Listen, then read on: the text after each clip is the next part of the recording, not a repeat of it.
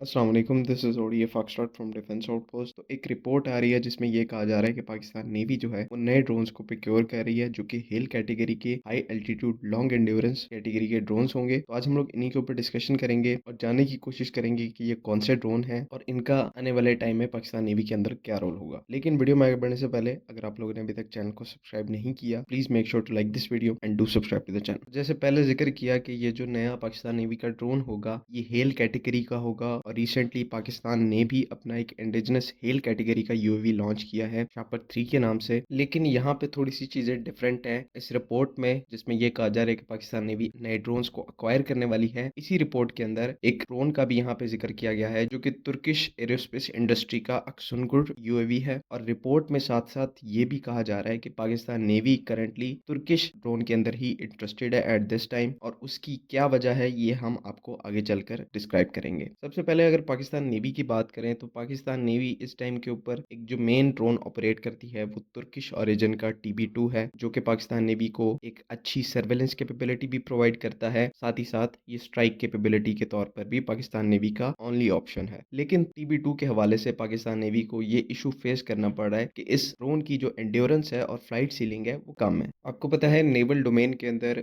Recent times में drone की जो डिमांड है वो बहुत ज्यादा इंक्रीज हुई है, जिसकी मेनली रीजन यही है कि ड्रोन्स काफी देर तक फ्लेक्सिबिलिटी के साथ किसी बड़े एरिया की सर्वेलेंस को कर सकते हैं, जो कि इससे पहले ये जो रोल होता था वो एक डेडिकेटेड मैरीटाइम पेट्रोल एयरक्राफ्ट का होता था। लेकिन वो एयरक्राफ्ट 100-200 मिलियन डॉलर का एक एयरक्राफ्ट होता है। कोई आपको छोटी सी भी शिप जो है वो डिटेक्ट होती है तो आपको वो एक पूरा एयरक्राफ्ट भेजना पड़ता था, जो कि बिल्कुल भी एफिशिएंट तरीका नहीं था। अब क्या होता है, कुछ भी डिटेक्ट होता है तो सबसे पहले ड्रोन को इन एयर किया जाता है, उसकी सर्वेलेंस प्रॉपर की जाती है और एक मैरीटाइम पेट्रोल एयरक्राफ्ट से भी ज्यादा देर तक वो ड्रोन उस एरिया के अंदर रहकर सस्पिशियस एक्टिविटी को मॉनिटर कर सकता है। तो नेवल डोमेन में ड्रोन्स का जो यूजेज है वो बहुत ज्यादा गेम चेंजिंग है, और इसी को समझते हुए पाकिस्तान नेवी ने पहले तुर्किश TB2 को अक्वायर किया था, और वो अभी भी पाकिस्तान नेवी के ऑपरेशंस में वो यूएवी बहुत अच्छा परफॉर्म कर रहा है। लेकिन अब जैसे जैसे टाइम आगे आता जा रहा है, जो सर्वेलेंस कैपेबिलिटी को इंक्रीज करने की डिमांड है वो बहुत ज्यादा बढ़ रही है, और इसी से रिलेटेड पाकिस्तान नेवी ने यह फैसला किया है कि वो एक नया ड्रोन प्रोक्योर करना चाहते हैं जो कि सर्वेलेंस कैपेबिलिटी में भी कैपेबल हो, साथ में एंड्योरेंस भी उस ड्रोन की जो है वो आउट क्लास हो, टॉप ऑफ द लाइन। तो इसी कैटेगरी के अंदर अगर हम तुर्किश अक्सुनगुर ड्रोन को देखें तो ये ड्रोन जो है ये 50 घंटे की एंड्योरेंस के साथ आता है, जो कि अमेरिकन MQ-9 रीपर ड्रोन से भी 10 घंटे ज्यादा है। और हमारा जो इंडिजिनस शापर 3 ड्रोन है उससे भी ये जो सर्वेलेंस और एंड्योरेंस रेंज है वो ज्यादा है। मेनली उसकी वजह क्या है, अक्सुनगुर ड्रोन जो है वो एक ट्विन इंजन ड्रोन है, बाकी जो दोनों MQ-9 और शापर 3 जो है वो एक सिंगल इंजन ड्रोन है। तो अक्सुनगुर को एंड्योरेंस के हवाले से एक बहुत बड़ा एडवांटेज हासिल है इन दोनों ड्रोन्स के ऊपर। ऐसा बिल्कुल भी नहीं है कि हमारा जो शापर 3 है वो केपेबल ड्रोन नहीं है, बल्कि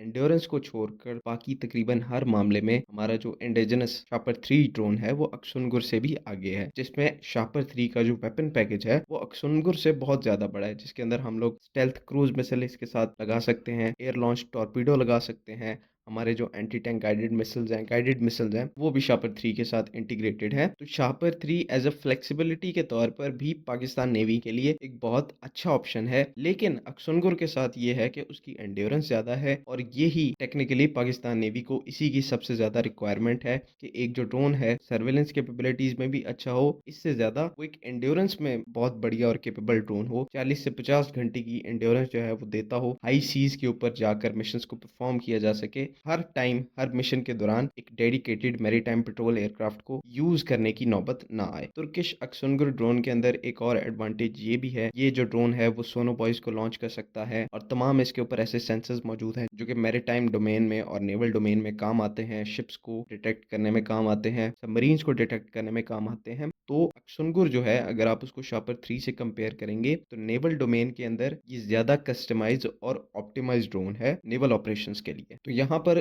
थोड़ी बहुत सेंस बनती है पाकिस्तान नेवी जो है वो क्यों इंडिजिनस ऑप्शन को छोड़कर तुर्किश अक्सुनगुर की तरफ जा रही है, क्योंकि पाकिस्तान नेवी की जो रिक्वायरमेंट्स हैं उनको इस टाइम के ऊपर तुर्किश अक्सुनगुर ड्रोन पूरा कर सकता है। शापर 3 अभी एक बहुत ही नया ड्रोन है, इसको उन कैपेबिलिटीज को रीच करने के अंदर एक मेच्योर ड्रोन होने के अंदर टाइम लगेगा, लेकिन अनफॉर्चुनेटली हम उस टाइम का वेट नहीं कर सकते। जहां पर हमारी कैपेबिलिटी में लैक आता है हमें उसको फिल करना है। TB2 इस टाइम पर पाकिस्तान नेवी की रिक्वायरमेंट्स को पूरा नहीं कर पा रहा। इसकी वजह से हमें इसका एक बेहतर वेरिएंट जो है हमें उसको जल्द से जल्द इंडक्ट करना है, क्योंकि इंडिया जो है, इंडियन नेवी की जो सर्विलेंस कैपेबिलिटीज हैं वो भी बहुत रैपिडली इंक्रीज हो रही हैं। वो MQ-9 इंडक्ट करने वाले हैं, कुछ वो MQ-9 ऑपरेट करते हैं जिनकी जो मैरीटाइम सर्विलेंस की कैपेबिलिटी है वो पहले ही बहुत ज्यादा अच्छी है। तो अक्सुनगो ड्रोन का पाकिस्तान नेवी के अंदर आना बहुत जरूरी है और इसके आते ही हम लोग फिर इस काबिल हो पाएंगे कि हम लोग इंडियन नेवी को सर्विलेंस कैपेबिलिटी के अंदर पीछे छोड़ सकें। आई होप कि आप लोगों को वीडियो में की गई बातें सारी समझ में आ गई हैं। अगर इसमें कोई कंफ्यूजन है तो काइंडली कमेंट्स में जरूर पूछें। बाकी अगली वीडियो तक के लिए अल्लाह हाफिज। पाकिस्तान जिंदाबाद।